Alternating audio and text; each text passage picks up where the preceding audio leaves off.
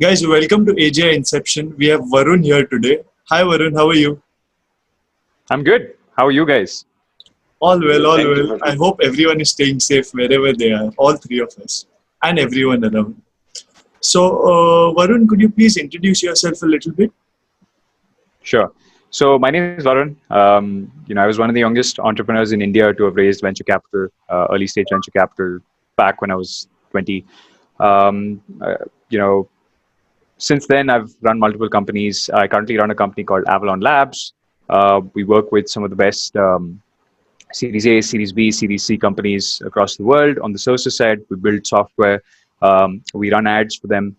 And at the same time, we run this fantastic little education company called Avalon Meta that has, at this point, more than 30,000 people using the app on an everyday basis. More than 150 million sessions. Uh, Also, I use Instagram a lot. I'm a power user of Instagram. I have a reach of about 1 million people a week. More than that, I think we do on Instagram about 11, 12 million impressions. I do about 11, 12 million impressions per month. My team does, cumulatively much more than that. So we have, this depth of more than depth. We have breadth of reach in the country, which is kind of, it's a rarity for individuals. Earlier, it used to be something that was reserved for corporations. But where I spend most of my free time is I'm an experimenter. The thesis for Avalon, the company I run, is experiment, observe, repeat. It's actually stolen from science. Experiment, observe, repeat. And yeah, I spend a lot of time doing game design. I'm a big fan of the Unreal Engine. Spend a lot of time running experiments there, visual stuff, a little bit in AI. Although I don't work directly in the space of AI, I work tangentially. Uh, I know a little bit about. Actually, I know more than a little bit about the space. So, interested. When you sent out that message and said you want to be on, but my pleasure. Thank you so Thank much. you. So, the theme of our podcast is we would need a one word command or a first input for an artificial general intelligence, which would also be one of the pillared thought process of the artificial general intelligence. So, what is your input going to be, or your one word going to be? Sure. So, you know, when you first told me that you need a word, I was like, well, a word for the theme of the podcast, and then I realized that it's the word for the theme of the podcast. So, my word, and I think one of the most important drivers, the reason we are so close to AGI today. By close, we're still some time away, but the reason we're close is because of abstraction, right? So, my word for the day is abstraction, um, and hopefully, we can drive the entire podcast around abstraction. Abstraction can Yeah. mean different things in different spaces, but here we build upon the work, the backs of giants. We stand on the shoulders of giants, right? Let So me let me ask you a question. What's your definition for the purposes of the word in the AGI of abstraction? sure. So so here's the thing, right? We, I mean, when I work on a computer today, I don't write code in assembly, right? So if I told you this 20 years ago that I write in a higher level language, you wouldn't get it. Like no one would get it, right? They'd just be like, well, how are you giving instructions to the computer then? Right? So we've evolved as human beings. We've evolved and we've come a very, very, very long way from kind of starting out as people that gave rudimentary instructions to computers. And I can see the same thing in the Arduino space. If you guys have worked with the Raspberry Pi or the Arduino, you still give very simple instructions, simple micro instructions. And today you've got these more evolved scripting languages that don't need you to specify the number on the breadboard, right? So we've seen this abstraction, which is this collection of instructions that somebody else has spent their time and effort to make a framework out of, so you can pick what you need. So no more reinventing the wheel, right? So when I talk about abstraction in AI, I'm talking about all the work that's been done over the last 20, 25 years, right? From the research papers to somebody adapting that research paper into actual usable technology, whether that be software or hardware. And we, as sort of this hybrid between consumers and actual enterprise creators, are able to take some of that technology and build practical applications. So if you wanted to build a practical AI application 20 years ago, you better have at least $100,000, right? Today, you can build it. All you need is a computer, right? A computer is your gateway, and computing is getting cheaper and cheaper and cheaper and cheaper. just look up what a graphic card, like a decent graphic card, was in like 1990s or something like that versus today, right? Versus you take a run-of-the-mill, commercial GTX 1080. I run a 1080 on my computer, right? So just compare the two. You have a beast at a price which is a fraction, right? So that in a way is also a layer of abstraction, in the sense that you don't have to sit and clobber together something that can do your run any of your ML frameworks. So we That's have that. very, very interesting. I think, as a matter of fact, Rupesh and I had similar type of discussions between us. I am a believer of, I'm going to say, use your word abstraction, which is you build from where you are. You always know where the state of the technology of science is, and you build from there. You don't need to start from scratch all the time, because, and as you will say, we all have a very powerful computer in front of us now that 20 years ago it did not exist. So let me ask you, let's say this is a personalized AI and it's for you. So your personal AI is abstract. Now think about both on your business as well as in your personal life.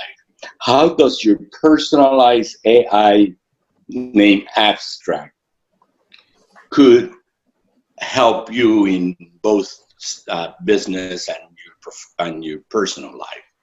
Got it. So here's the thing about the AI that I would use, right? I'd most likely build some layer of it by myself. I might not build all of it by myself. And that's what I meant by abstraction, right? I meant that 98% of the technology that I use, say I'm using OpenAI, right? This is the OpenAI that recently put out that dexterity model. So it's OpenAI, and then there's 2% built by me, which maybe I might skin how it looks. Maybe I might change, the message, the command that it takes to wake it up. But it's got to have a little bit of flavor that I've put in myself. And I feel like the reason I talk about abstraction is the 99% of the base between your AI, if you had some sort of AI, and if I had some sort of AI, 99% of the base framework is the same, right? That's what I mean by abstraction. And that 1% different is going to be different for everybody. And it could be through a simple learning process. Like I could have a chat with the AI and it asks me, well, what's my name? Like Siri does that these days, right? Like, okay, what's my name? What am I supposed to do? What am I supposed to call you? Et cetera, et cetera. So it could be, conversation between me and the AI, which differentiates the AI for me. Or it could be something that I've coded in or scripted myself. Most likely, in my case, I like to get a little bit hands-on, so it might be something that I've scripted in myself. But at the same time, the general rule of AI is that it's a learning ecosystem, right? So over time, my assumption for this AI is it eventually abstracts me as well, right? Exactly. So Oh yes. maybe Yes. after 4 or 5 years, it knows what 99% of Varun is, and it knows that Varun is changing by 1% every year, and I've got to stay up to date with the changes that Varun is going through in life as he grows up, right? So that's, I think, Maybe another level of every abstraction. day, maybe Every day. every second. Think about that. So okay, now we're in what I call familiar territory. I think we both agree that you need to leverage the technology that we have today, and then the personalized, you call it 1%. I may go a little higher, but it's just a number at that point. So think about the core. Let's call it the core, that 95 or 99%. Would you say that core must be some type of ethical or business code of conduct? What do you think? Well, here's the problem, right? Which I haven't personally solved, right? It's an ethical concern that I've been having forever. I think the first person to integrate with AI, by integrate I mean integrate with AGI, right? Firstly, anybody who's using AI today and it's successful AI, like it actually works, already has a big advantage, right? You're already generating more capital than the next person. It's true in business, it's true outside of business. Now, if you're saying you have AGI, have you seen this movie Transcendence? You guys seen it? Oh yeah, I Of just course. watching it right now. It's a beautiful movie, right? So it's like the minute there's this symbiosis, what he does is he just drains Wall Street, right? He makes sure he takes out enough capital from Wall Street for him to, acquire land and build these robots that can use their hands. But at the same time, he leaves enough there so that the markets don't crash. Because if you have a loss of confidence with capital, then you can't use that money that you've made, right? Correct. So that's my fear. The problem with the ethics or any sort of code for AI is the first person to successfully interface with AGI has such an incredible competitive advantage. You and I, all three of us in this room, better hope he's a good person, right? Because it's very easy for that person to drain financial markets. Like most trading on financial markets today, at least in India, I don't know about the rest of the world, it's bot driven, right? So it's bot driven, and if you have a better bot that learns from other, I mean, it's just, you will win, right? Especially if you're a self-learning, reorganizing robot, sort of Yeah. piece of code, right? You're going to win, and if you win and you have unlimited, like you basically, your territory is yours, right? So my fear is the ethical code of conduct really depends on the person Correct. that builds it, right? And I don't think that anybody who's working on AI right now, in a way, I feel most of the AI research and even some of the commercial applications being built out of AI stems from a place of greed, right? It's not a bad thing. Greed drives all progress in humanity, right? I want to build something because I want fame, I want money, whatever it is, right? Some base human kind of emotion that drives you to build something bigger. So the person building AGI who wants to interface with AGI, his goal would also be to uh, it would also be driven by the same core kind of emotional tenets, right? Like no one's going to build AI altruistically and be like, I'm going to build AGI and then I'm going to become a gardener, right? I come from that school of thought, but people are not going to be like that. They're going to be like, I'm going to build AGI and then I'm going to take over the world, right? And those are all, like in my entrepreneurial journey, I found that most people who are like that, who say that I'm going to build this and take over the world, they're often the most likely to succeed, right? Because they're extremely driven and it comes from They're a very ambitious. primal ambitious drive, right? And they build this AI, and then if you tell them that the AI can help you conquer most of humanity, they're not going to stop. So do I feel like there should be a code of conduct? Do I feel there should be ethics? For sure, right? Because somebody is going to reach this place. Somebody is going to reach. It's inevitable, right? Anybody who works with the tech knows this. The problem is that person going to listen to your code of conduct and rules? Because once he gets there, he wins. It's like an ultimate cheat sheet unlock key, right? You unlock everything. The rules don't matter at that point.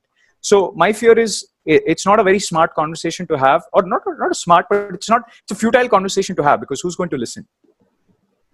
Well, the question is, if you don't put some type of ethical code of conduct at its core, then it will need to develop some type of conduct, whatever good or bad, whatever the definition of good or bad. And the question is, do we want it? As you well put it, AGI is going to happen anyway. So do we want to be involved at the core of its code of conduct, or do we want it to develop itself? See, because think about it, Varun and Alberto. I'm pretty sure you both will agree to this at some extent. A lot of things which we learn, most of those things are from experience, then a book teaching us those things, or school teaching us, or anyone else teaching us. So that experience is a very key factor, and that is what people who have actually worked hard and gotten somewhere wherever they have. Those experiences make them humble. Those experiences to some extent make them understand what it is to actually work hard. So, but in the case of AGI, 10 years of us is going to be like, how do I say, a week for AGI in terms of computing that much information, in terms of how do I say, connecting those many dots and going ahead.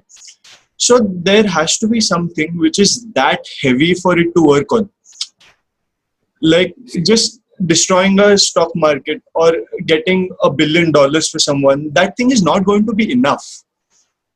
And the learning curve which it will have to go through itself will kind of, how do I say, open up a lot of new horizons for what potential we humans have and what potentially we could do. Got it. So here's the thing, right? I mean, one thing you're discounting with humans is everything we do is not learning dependent, right? We are not a base shell. We're not water, right? We're not a base shell where, everything that we ever do in our life is a learned rule, right? There is this, these just behind or kind of foundational to us is our genetic code, right? So the genetic code is something that you cannot discount. In fact, everything the feedback that you get, right? The dopamine hit that you get when you do something and you accomplish it or whatever, that's driven by your genetic code. Like, for example, I know that I have a DRD2 mutation, right? I've mapped my genome many, many years ago. So I know that I have a DRD2 mutation, for example. I will not quit learning something until I'm done learning it. Like, this is just something that I've noticed. And I've had my sample size, right? I've seen me versus like many thousand other people and seen that, well, they eventually give up. I will not give up. And I know that because I have this, and my dad has this, right? And if I have what is called the partial mutation, right? My dad has the full mutation, and the full mutation kind of makes you more of an addict rather than somebody who is interested in learning, right? So we have these base rules, and on top of these base rules, there are learning rules.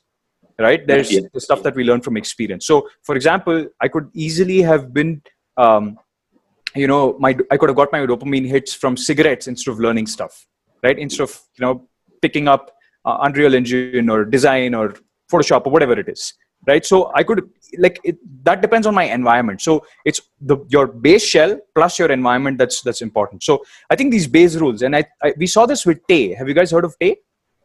The Microsoft robot. I don't know if it's called Tay, but Microsoft put out a bot, and within like a week, and it's a self-learning bot, right? They just put it out on the internet, and they were like, you can converse with it, and it will learn from. Oh, it was on Twitter, if I'm not wrong. Yeah, I don't know where it 2 was. days. But it wasn't a week. It was 2 days. Yeah, it started spewing Nazi stuff. It started, it was horrible. It started speaking like Reddit. Right? You guys, actually, not even Reddit. It started speaking like 4chan. Because it didn't have a DNA, I believe. Exactly. Using your terminology. And just so you know, that's what I work. This is just a hobby right now, the podcast, to help Rupesh. But that's what I do, believe it or not. I'm trying to create that DNA for AGI using vibrations, spectrum of light, sounds, whatever. And as I hear you talking, I said to myself, there is a person with a vision who is driven, in your case, because of a genetic mutation, which I may have had too, by the way. I have not been tested. And I couldn't leave this program with a better thing than telling people, abstract means build on what we have, because on top of that we put our experience, and we have our whole life to do that. And I am extremely glad to have you in our program, and I shame you, Rupesh, that you let all your followers know about this podcast so that they can watch you. Rupesh. Thank you so much, Varun. It was great to have you on the podcast. Plus, also, see, this has been a cycle of life. A generation previous to us sets up a baseline for us, and we start developing over that baseline. And that is our job also. That is the baton we have to follow. And that is what I like about the word abstraction. Yeah, we couldn't end this podcast on a better note than this. Thank you so much, Varun. It was great to have you on. My pleasure.